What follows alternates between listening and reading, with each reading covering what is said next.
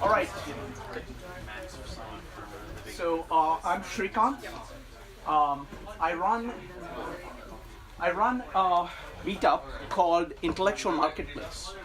And the reason I'm talking about this is that it has been amazingly successful. I get between 40 to 80 people every Saturday to talk about psychology and philosophy, and I've been doing this for about 2 years. And my original plan was to do a 5-minute presentation of the lessons I've learned, and when I started trying to put it together, I realized that I didn't really have a clear idea. So what I'm going to do is that I'm going to do it in an inductive way. I'm going to tell you the story of what I did and how I did it, what kind of rules I followed, what kind of structures I followed, and then I'm going to do an actual demo on how the discussion goes. I think that's the best way because there are a lot of people from elsewhere who may be able to take a couple of ideas from here. For a long time, I've always been studying psychology and philosophy incessantly. I study many different fields, but typically I've done that on my own. About 2 years ago, I ran into this guy on a subway, and when I was telling him about this one big project I was working on, it's called the Great Books Project. Great Books Project has put together all the philosophers, scientists, novelists, psychologists, economists, and they asked the question, what do all these thinkers talk about? And they have identified these 103 great ideas. And so they have nice little essays, 10-page essays that cover what everybody has done on all different fields. And I've been studying that for 3 years, and it really changed my life because it really challenges everything you think about everything. So I was telling him about this. He said, why don't you do a meetup on this? I said, how am I going to find really thoughtful people to come? And he said, no, I'll help you come. Let's try it. So I started. And very soon I had about 30 to 40 people coming every Saturday to discuss ideas like morality and change and science and education and beauty, just a whole range of ideas. And it was going beautifully. People kept coming back, so about 80% of the people would be the repeats and 20% new people. So that is one good index, how many people keep coming back. The second thing is that during the meetups, almost 90% of the people participated, which is again very rare to have that kind of level of participation. So there was something that I was doing right. And then next year, the key part of kind of making it work was 4 rules that I had. I instituted that right in the beginning and kind of implemented that. The first rule was you raise your hand when you talk, because there are so many people who want to talk. We want to make sure that everybody gets a chance to talk. So even if somebody is talking, you raise your hand, so multiple number of people, and I just go to people in turns. People who have not spoken much get preference over people who have spoken a lot. So that way lots of voices get put on the table. The second rule was keep on topic. You can bring anything to connect to the topic, but keep on topic. The third rule was be brief. There is a lot of things people have to contribute, so the best way is for people to be brief. And fourth is be courteous. Feel free to disagree with anybody on anything, but please be courteous. So those were the 4 rules, and those worked really, really well for me. Then this year I had a major problem.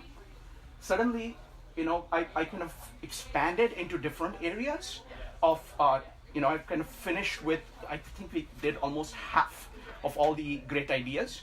And then I kind of expanded into other areas. And suddenly I started getting between 40 to 80 people every Saturday. Okay, that was a big problem, very nice problem to have. So what I did was that my main meetup ran from 3 o'clock to 4:30.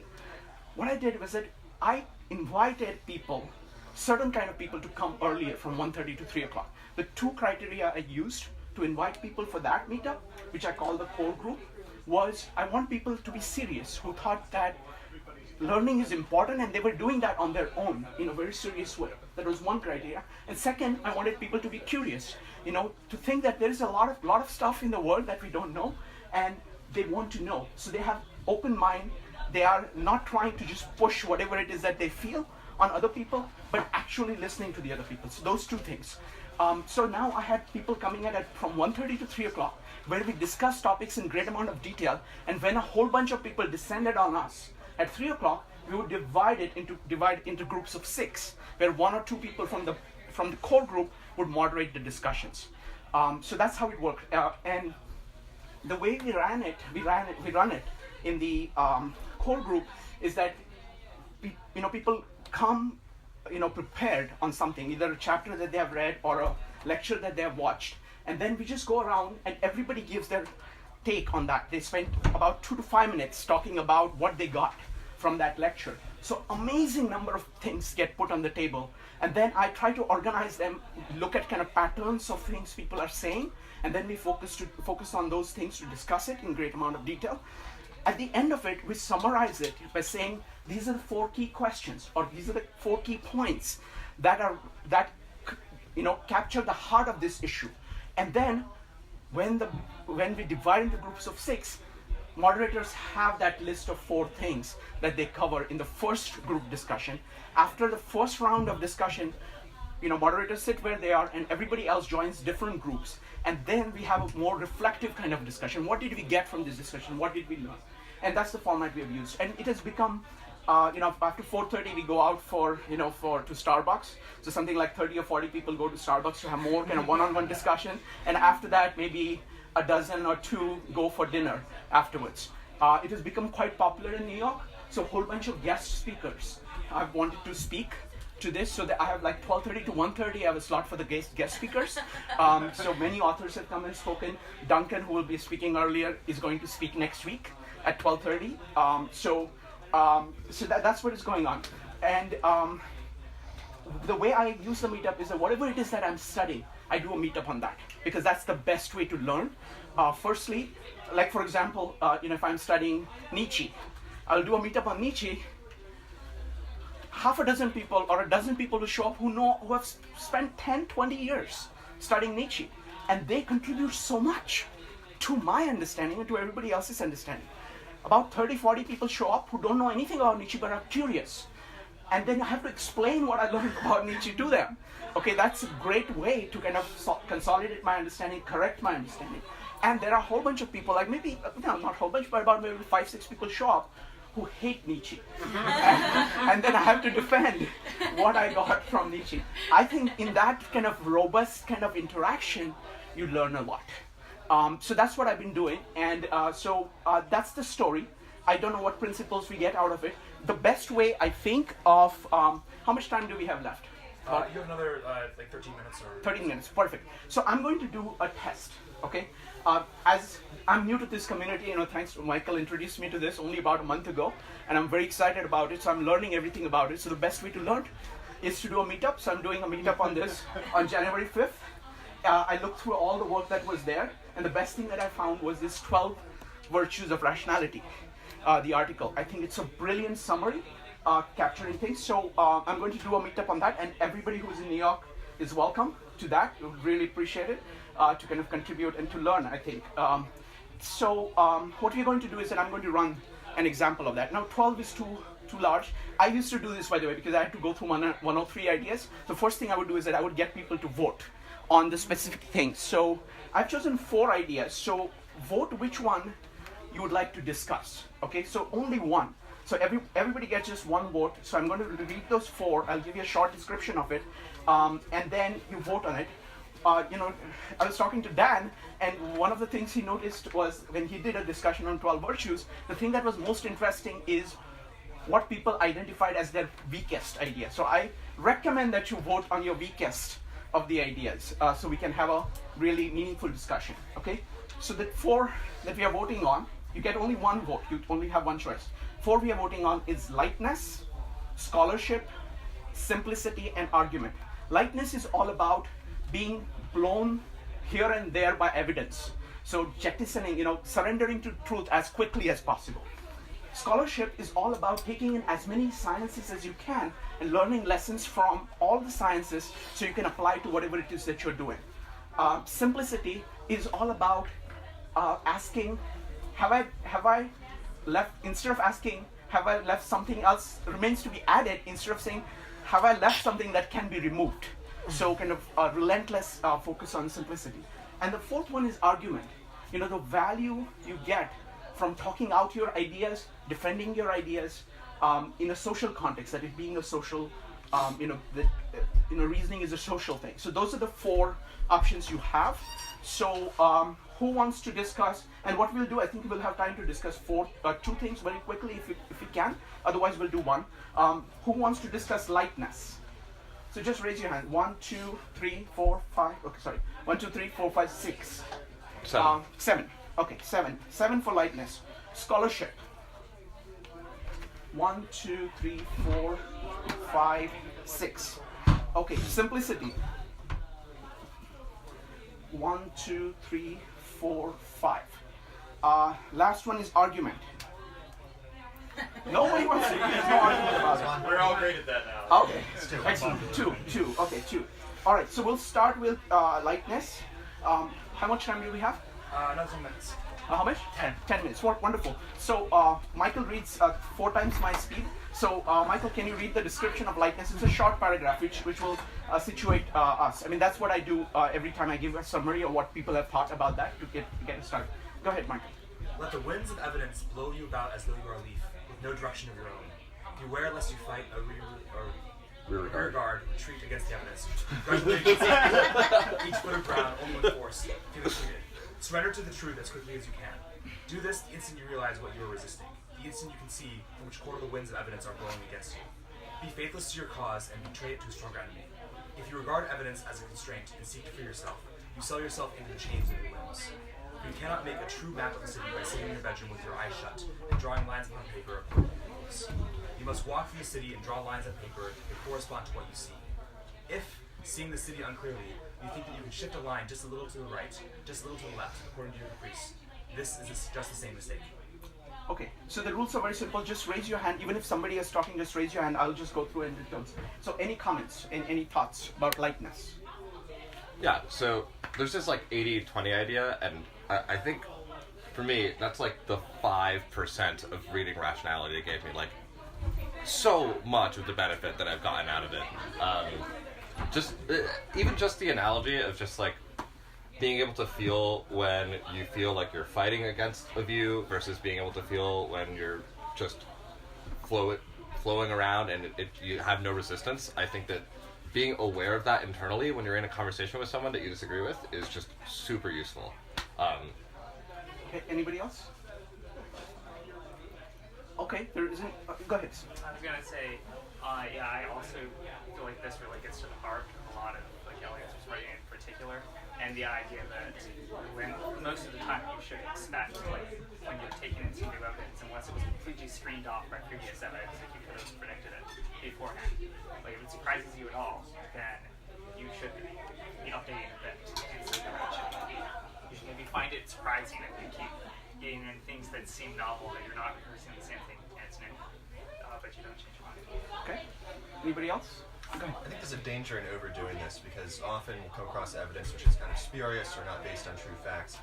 There's been a lot of unreplicated or falsified studies recently, and so I think caution is advised. It's a great kind of principle to follow, but caution is advised following it too closely or too extremely. Otherwise, you'll be blown too far every direction based on whatever you last read or last saw. Well, that's where your priors come in. Yep. Skyler? The hard part for me is always when I'm right on the line. If there's something where maybe a little bit of new evidence comes in and I think it's one way, then a little bit of new evidence comes in and I think it's the other, and then it is a thing we're genuinely uncertain about. Each time you change your mind, if there's a cost to that switch, then I find I have to make my decision making lag a little bit to be slower to update. Which is against this. In a perfect world, I wouldn't. But if you're deciding which city do you live in and you're on the fence and a little bit of evidence keeps going one way or the other, you can't keep moving back and forth. There's an advantage to lagging. Excellent. Go ahead. Okay, yeah, I was about to ask a question for clarification. You Please. clarified. Okay, very good. Go ahead. I was going to say, I think it's important to sort of distinguish between you're trying to form beliefs, and your belief might be like, I think it's 50-50, whether this is a good idea or that is a good idea. The way in which you act on that might not mean, well, I'm going to spend half the time living in one city and half the time living in the other. Excellent. Okay, so we'll go to the next one, and that's going to be on scholarship. That's number 6. Yes. No, 6 is empiricism. Scholarship is 11. 11. Sorry. Study many sciences and absorb their power as your own. Each field that you consume makes you larger. If you swallow enough sciences, the gaps between them will diminish and your knowledge will become infinite. If you are gluttonous, you will become master of your knowledge. It is especially important to eat math and science, which hinges upon rationality. evolutionary psychology, heuristics and biases, social psychology, probability theory, decision theory. But these cannot be the only fields to study. The art must have a purpose other than itself, or collapses in Okay, so any thoughts on kind of the value of studying multiple subjects? You know, by the way, just keep raising your hand. Even if somebody else is talking, just raise your hand. I'll just go to you in turn. Go ahead. Yeah, I feel like this is probably one of my weakest areas.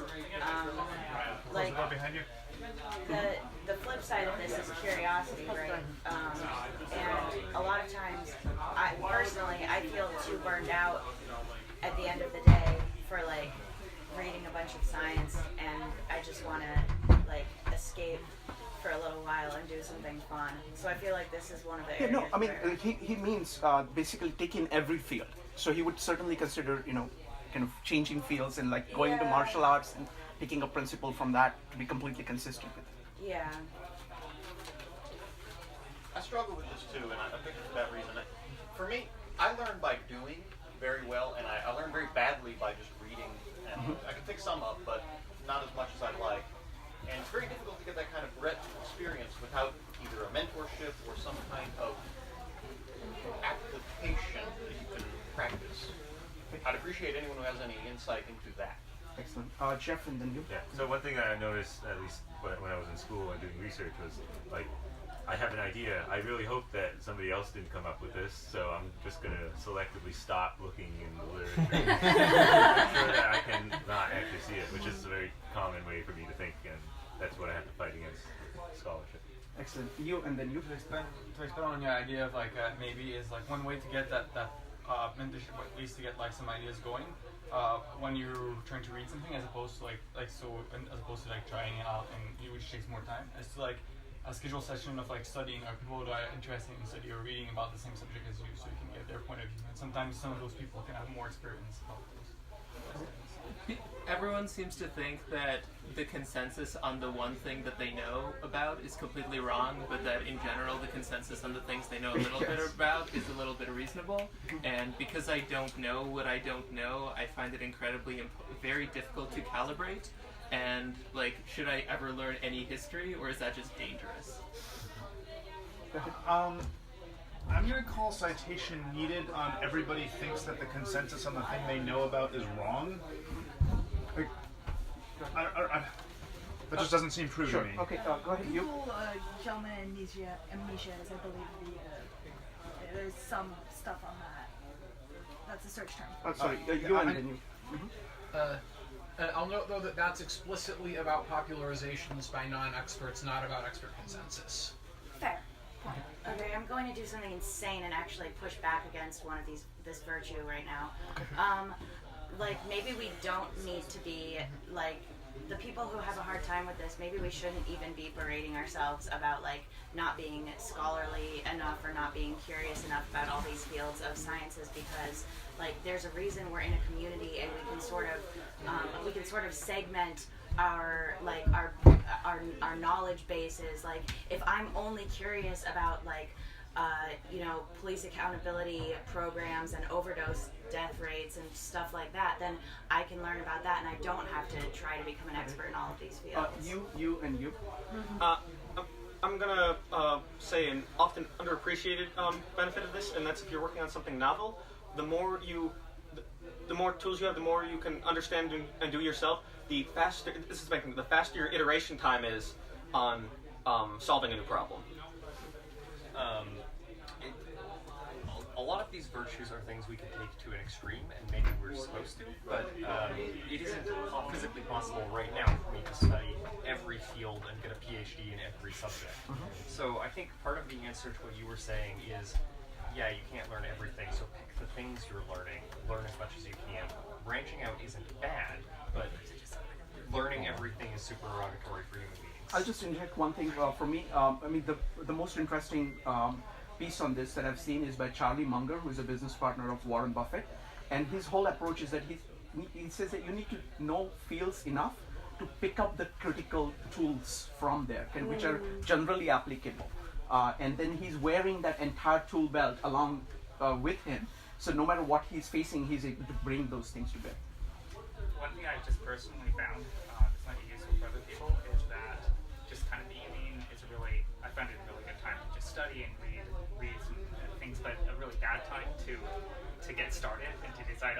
should I really out of like reading this? Whereas, if, in the morning, that's like a good time for me, but I don't have time to actually do the reading. And I find that if I sort of queue things up and then come back later, then for some it's like, oh, this was great, I'm glad I read this, and for others, like, I still don't want to.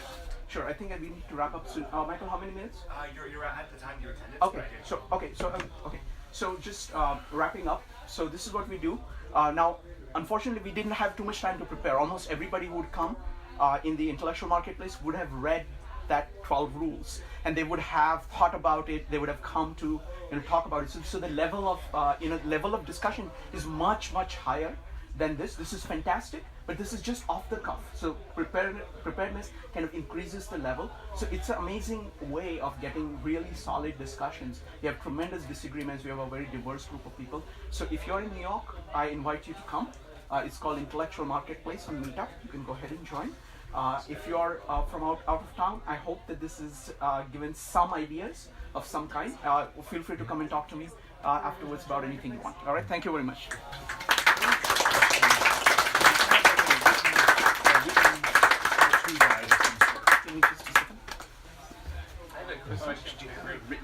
Raise your hand if you've read. I was going to ask the same thing. Another interjection to make here.